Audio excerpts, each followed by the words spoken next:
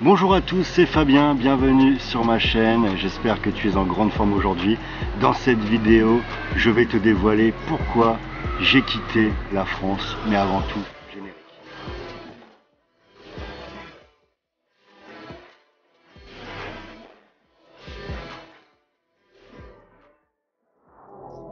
Alors j'ai quitté la France tout simplement pour ne pas payer mes impôts. Ah non, je te rassure, c'est pas ça en fait.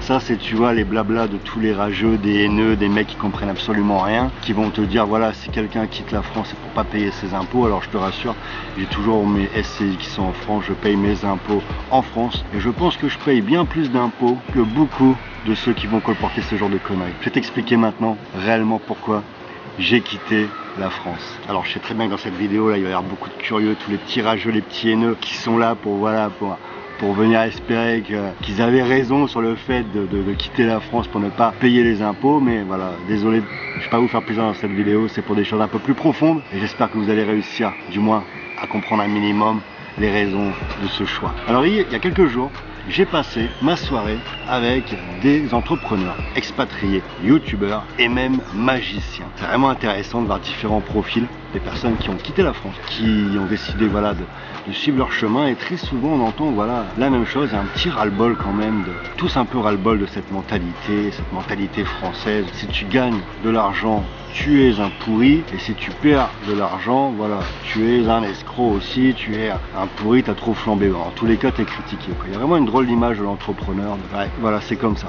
Il y a des choix à faire dans la vie, et durant cette soirée, j'ai vraiment kiffé parce que je me suis dit, voilà, il y avait tellement un mélange d'énergie, un mélange de profil, et je me suis dit, voilà, on a tous des choix à faire dans la vie, c'est jamais évident de prendre la décision de partir, de changer de vie, mais ce que tu vas trouver sur ton chemin, vraiment, ça vaut de l'or. Nous avons tous des envies, des rêves, des projets, et je pense que si tu décides de tout mettre en œuvre pour réaliser ce qui te fait vibrer, tu obtiendras automatiquement des choses positives. Si tu me suis, tu dois connaître mon parcours d'entrepreneur. Après mon entreprise d'import-export, j'avais décidé de m'orienter sur un business de fitness. Ça me tenait à cœur, j'ai vraiment pris du gros plaisir. J'ai écouté mes vibrations, voilà, j'ai monté ce concept de A à Z, j'ai pris un max de plaisir jusqu'au jour où je me suis plus amusé. Voilà, le fait de me retrouver enfermé de 8h30 à 21h, 6 jours sur 7, enfermé entre 4 murs, bloqué, au bout de 2 ans, j'ai saturé. Au début, c'était un nouveau business, j'ai pris beaucoup de plaisir. Je passais d'un business d'import-export, principalement sur Internet, où je vendais des produits, voilà, où il y avait un peu de SAV, où il n'y avait pas une très bonne réputation en termes de qualité. Je passais à un business, voilà, de fitness sur le plan humain super, mais par contre voilà, qui ne gagnait pas d'argent. Je passais d'un business sur le plan humain pas terrible avec beaucoup d'argent à un business sur le plan humain top mais avec peu de moyens, quoi. Et ça m'a vite en fait, ce qui m'a cassé en fait dans ce délire, c'est pas le fait de ne pas gagner d'argent. Ce qui m'a rattrapé, c'est la mentalité locale d'un bourg de 8000 habitants, tout simplement. Avant, je faisais du business à l'import, à l'export, etc. J'étais beaucoup en Asie, j'étais peu de fois dans ma ville natale. Je côtoyais pas les gens, donc je me rendais pas compte du mindset qu'il y avait localement, quoi. Et alors attention, j'ai rencontré des personnes extra au cours de cette salle de sport, ça a été super.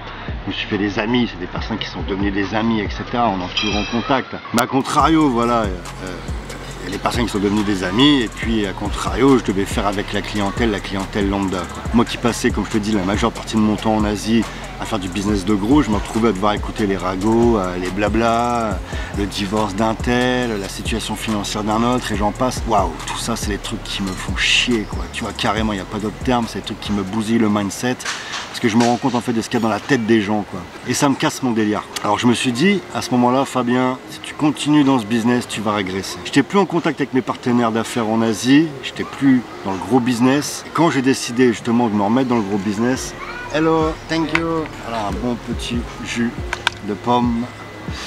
Alors voilà, je te disais, quand j'ai décidé de me remettre dans le gros business, justement, c'est là qu'on m'a proposé de faire du vin en allant à Bordeaux, exporter du vin français sur la Chine. C'est important que tu comprennes, et là je vais te glisser un uppercut. C'est toi qui décides de là où tu veux jouer. Le monde, c'est un immense terrain de jeu. Tu peux décider de jouer là où tu es né, ou aller voir ailleurs ce qui se passe. Tu peux décider d'être tout simplement enraciné comme un arbre, ou décider de t'envoler comme un oiseau. C'est aussi simple que ça. Si tu es un arbre ou tu es un oiseau, c'est toi qui décides. Et tu veux que je te dise, j'ai toujours eu plus de chance en dehors de chez moi, surtout en Asie. Et ce qui se passe sur ma chaîne YouTube, d'ailleurs, la plupart des soutiens proviennent de personnes que je ne connais pas. La réussite, ça ne plaît pas. J'ai eu nombreux bâtons dans les roues localement lorsque j'ai créé mes business. Je ne vais pas trop parler des contrôles fiscaux, de la brigade financière, de tous les contrôles que j'ai eu possibles et imaginables. Mais je m'en aperçois via les réseaux sociaux. Mis à part quelques amis et quelques membres de la famille, tous les soutiens, tout provient de personnes que je n'ai jamais rencontrées. Pourtant la logique voudrait que tu sois encouragé par ceux qui t'ont vu progresser, qui t'ont vu grandir, mais c'est tout le contraire. Et depuis que je suis parti, énormément de choses m'ont souri. Je fais plus face premièrement à cette adversité tapis dans l'ombre, qui m'envoyait des contrôles, qui mettait des bâtons dans les roues. Aujourd'hui voilà, on me sourit, tout me sourit, la chance me sourit.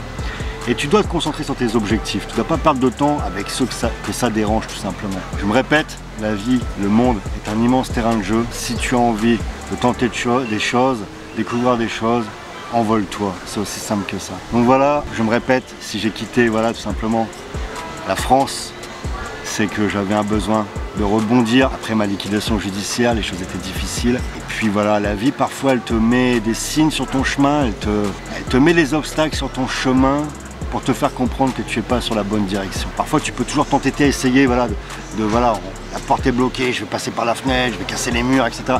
Et il y a un moment en fait tu dois te dire peut-être que ce chemin, c'est pas celui qui est le tien, c'est pas celui qui est préférable, peut-être que t'orienter vers autre chose, la chance va te sourire et c'est ce qui se passe actuellement. Je fais des séminaires à plusieurs milliers de personnes, qu'on déplaise aux rageux, aux haineux, la bonne étoile est toujours là. Donc fais confiance à ta bonne étoile, c'est très important. Voilà, je te souhaite toute la réussite que tu mérites et je te dis à bientôt. Ciao.